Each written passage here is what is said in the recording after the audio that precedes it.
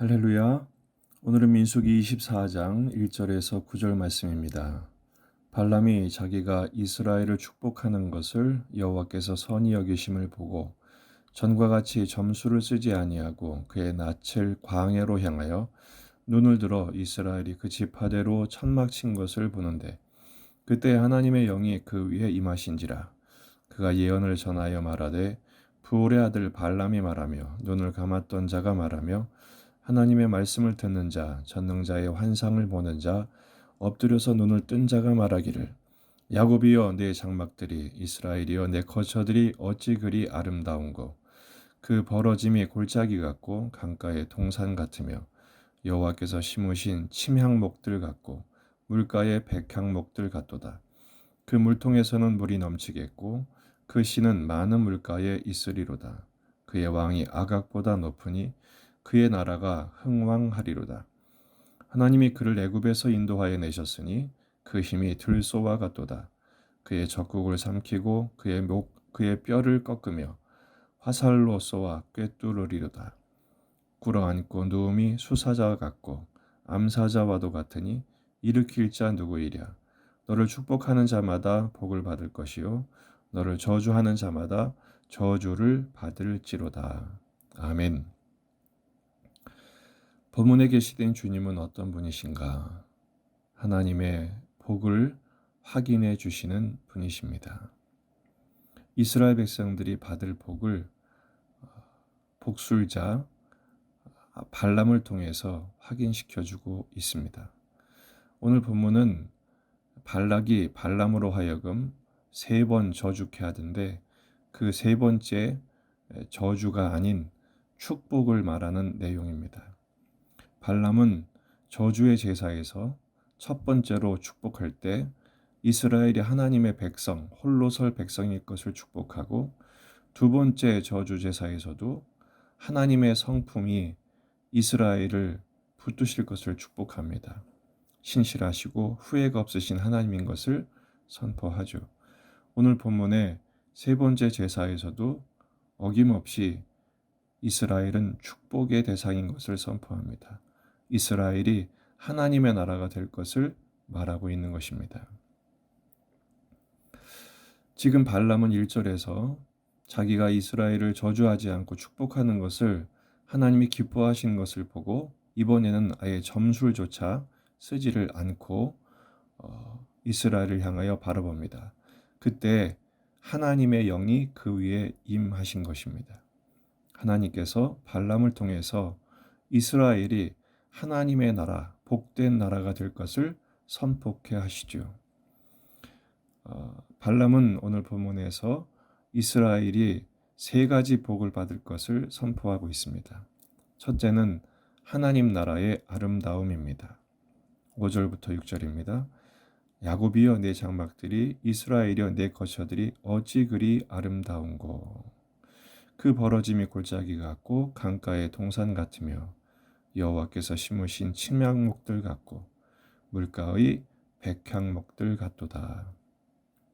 강가의 동산, 여호와의 심으신 아름다운 나무들, 물가의 백향목, 오아시스를 설명하는 것입니다. 광야의 오아시스는 사람이 만들 수 없는 것이죠. 하나님이 주신 천국입니다.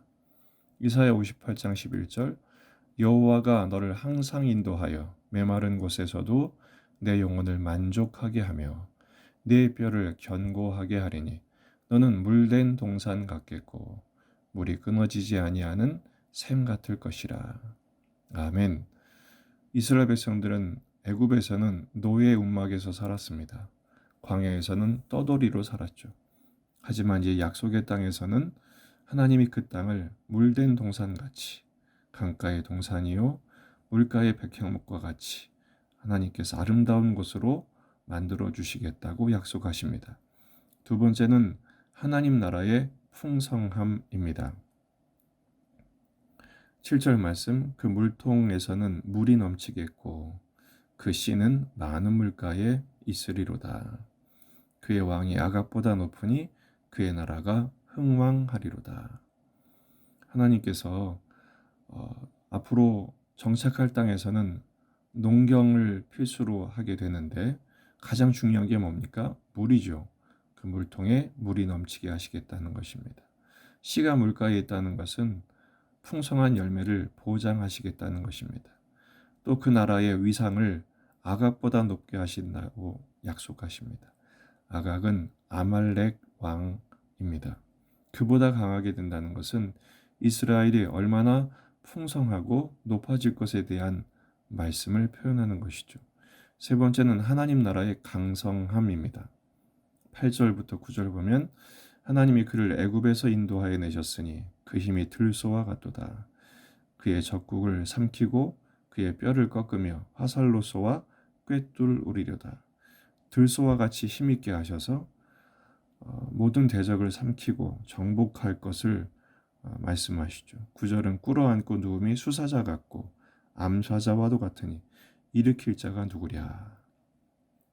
아무도 덤빌 자가 없게 하시겠다는 것입니다. 왜 그렇습니까? 하나님이 그들의 힘이 되어주시기 때문에 그렇습니다. 네 번째는 하나님께서 하나님 나라를 복의 근원으로 삼으시겠다는 약속입니다. 9절 하반절 보면 너를 축복하는 자마다 복을 받을 것이요 너를 저주하는 자마다 저주를 받을지로다.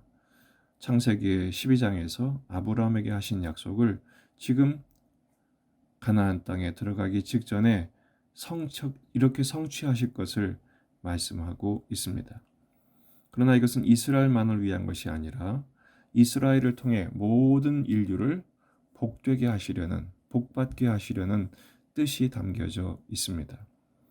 왜 하나님은 하필이면 당시에 모세를 통해서가 아니라 이 복술가인 발람을 통해서 이러한 하나님 나라의 약속을 선포케 하실까요? 바로 이방인들도 이 하나님의 약속의 나라의 대상이 된다는 것을 모든 민족에게 알리시기 위함이었습니다. 문제는 이스라엘 백성들이 이제 이 하나님 나라의 당사자로서 이 약속을 어떻게 받아들이고 성취되는가가 중요합니다. 지금 하나님은 눈을 감았던 자 발람의 눈을 뜨게 하셔서 이 약속을 보게 하시죠. 그리고 말하게 하십니다. 이젠 이스라엘 백성들도 눈이 열려야 합니다. 계속 23장, 24장에서 이스라엘에 대한 이야기는 전혀 나오지가 않습니다. 그래서 결국 25장에서는 이스라엘이 하나님의 말씀에 눈을 뜨기 전에 정욕의 눈을 떠서 큰 범죄와 그로 인한 재앙을 당하게 되죠. 하나님께서 이스라엘의 눈도 열리게 하실 것입니다. 결국 어떤 일이 있어도 선한 뜻을 이루시는 하나님의 그 의지 앞에서 우리는 포기하지 말고 하나님의 말씀을 보는 눈, 그 말씀에 순종하는 영성을 회복하는 것이 오늘 약속된 비전을 성취하고 우리의 삶 속에 누릴 수 있는 지름길임을 깨닫게 하십니다. 오늘 두 가지 기도 제목을 드리고 함께 기도함으로 오늘 하루를 시작할 수 있기를 바랍니다. 첫 번째 기도 제목은 하나님의 마음과 하나님의 손에 눈을 뜨게 해 주옵소서. 이렇게 기도하면 좋겠습니다. 요한복음 17장 24절에 아버지여 내게 주신 자도 나 있는 곳에 나와 함께 있어 아버지께서 창세전부터 나를 사랑하심으로 내게 주신 나의 영광을 그들로 보게 하시기를 원하옵나이다. 예수님의 소원은 제자들이 자신처럼 하나님의 마음을 갖고 하나님의 비전을 보기를 간절히 간구하셨습니다. 여러분, 신앙생활이 뭡니까? 내가 뭘 열심히 하는 게 아닙니다. 성경 말씀을 통해 하나님의 마음을 깨닫는 것입니다. 기도를 통해서 내가 보는 것만이 아니라 하나님의 안목을 갖고 하나님의 소원, 하나님의 관심, 하나님의 관점으로 세상을 바라보며 하나님의 뜻을 깨닫게 되는 것이 참된 신앙의 중심인 것입니다. 오늘 우리가 느끼고 말하고 듣고 깨닫는 모든 과정을 통해서 그리고 만나는 모든 사람들을 통해서 또 묵상하는 말씀과 기도를 통해서 하나님의 마음을 깨닫기를 바랍니다. 하나님의 뜻에 눈을 뜨게 해 주옵소서. 이렇게 기도하고 또 실천할 수 있기를 바랍니다. 두 번째 기도 제목은 하나님의 비전을 마음에 품고 그 비전을 이루게 하시는 하나님의 말씀에 순종하게 하옵소서. 이렇게 기도하십시다. 앞으로 이스라엘은 전쟁을 치러야 합니다. 그 전쟁에 승리하는 방법은 창과 칼을 강하게 하는 것이 아니라 하나님의 말씀에 순종하는 거예요. 그들의 승리는 순종만큼 얻게 되어 있습니다. 오늘 약속하신 이 비전, 하나님 나라의 축복은 순종하는 만큼 누리게 되어 있습니다. 마태복음 6장 33절 그런즉 너희는 먼저 그의 나라와 그의 의를 구하라. 그리하면 이 모든 것을 너희에게 더하시리라. 아멘. 오늘 우리의 모든 관심의 초점, 우선순위는 하나님의 나라와 의를 구하는 것입니다. 총선의 결과도 결국 하나님께서 다 이루시고 하나님이 계획하시고 하나님이 계산하시고 하나님의 셈법에 따라 인도하실 것입니다.